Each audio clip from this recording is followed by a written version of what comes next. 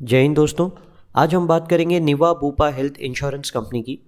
आप में से किसी ने भी अगर इसके आईपीओ के लिए अप्लाई किया है और आपको ये शेयर्स मिले हैं तो हमें ये शेयर्स को होल्ड करना चाहिए या सेल कर देना चाहिए, इस बारे में हम लोग ये डिस्कशन इस वीडियो में करने वाले हैं।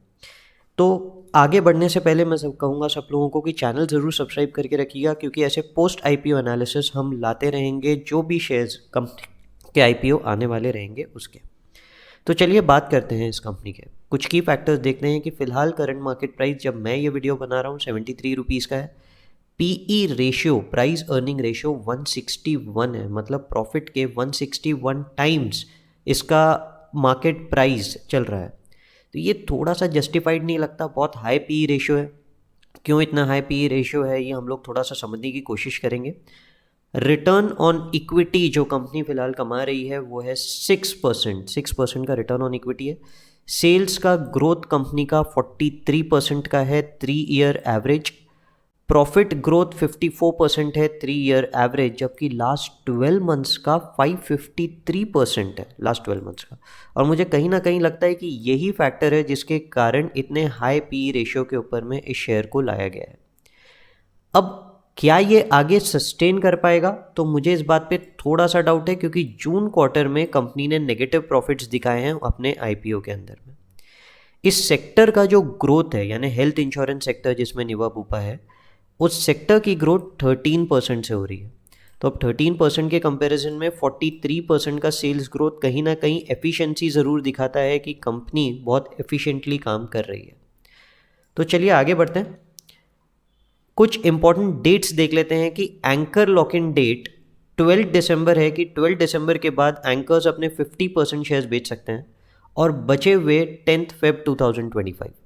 मतलब ये दो डेट्स के बाद कुछ करेक्शन आ सकता है, ये डेट के आसपास कुछ करेक्शन आ सकता है इन शेयर्स में। पर अगर हम एंकर इन्वेस्टर्स की बात करें तो एंकर इन्वेस्टर्स काफ़ी अच्छी कंपनीज़ है, जैसे कि फॉरेन कंपनीज़ में बोले तो Morgan Stanley, Fidelity, government pension fund. और इंडियन कंपनीज़ में बात करें तो Nippon life insurance, axis mutual fund, Tata mutual fund. Generally ये कंपनी शॉर्ट टर्म में शेयर्स को नहीं सेल करती कि बस लॉक इन खत्म हुआ और शेयर्स को सेल कर, तो ये लोग होल्ड करते हैं लॉन्ग टर्म के लिए।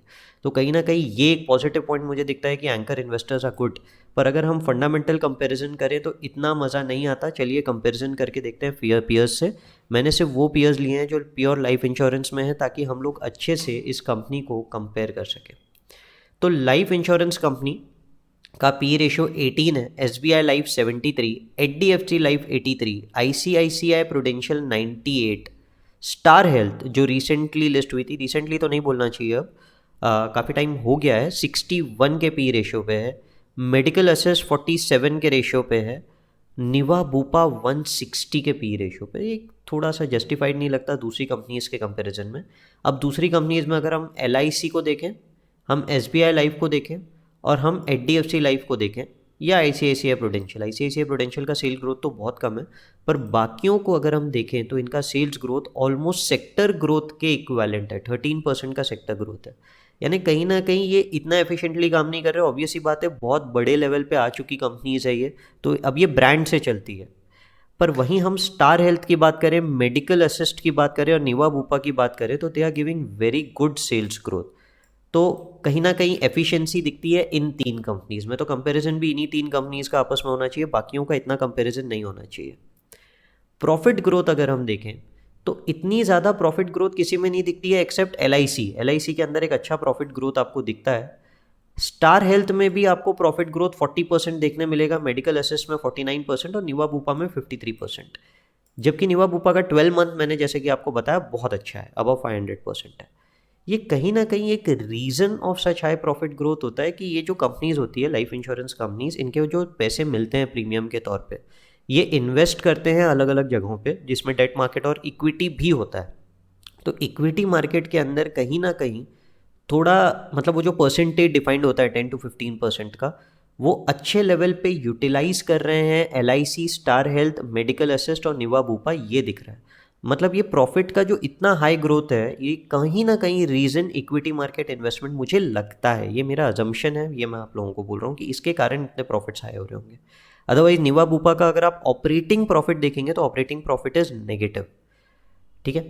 तो क्या ये लोग इस लेवल ऑफ प्रॉफिट को सस्टेन कर पाएंगे 53% के बेसिस पे अगर मैं बोलूँ, चलिए सस्टेन के पहले दूसरी बात करते हैं कि स्टार हेल्थ जिसका पी रेशियो 61 है, उसका और आपका सेल ग्रोथ ऑलमोस्ट सेम है।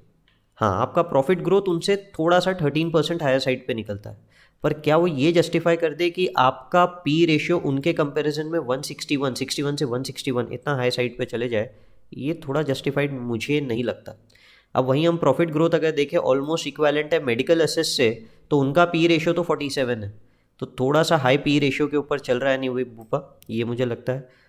इसका रीज़न कहीं ना कहीं मुझे यही दिखता है कि इनका जो प्रॉफिट ग्रोथ रहा है वो 12 मंथ्स का 553% का रहा है। ये प्रॉफिट ग्रोथ इतना जस्टिफाइड नहीं बैठता कि आगे सस्टेन हो पाएगा क्या, मुझे उस बात पे थोड़ा सा डाउट है, क्योंकि जून क्वार्टर में वैसे भी आप देखेंगे तो नेगेटिव प्रॉफिट्स हैं। तो मुझे ऐसा लगता है कि फ़िलहाल होल्ड नहीं करना चाहिए। हाँ, आपका कोई अल्ट्रा लॉन्ग टर्म व्यू है तो बात अलग है, अदरवाइज़ मुझे नहीं लगता कि शेयर को होल्ड करना चाहिए, और नए इन्वेस्टर्स ने वेट करना चाहिए for fair price to come in the market.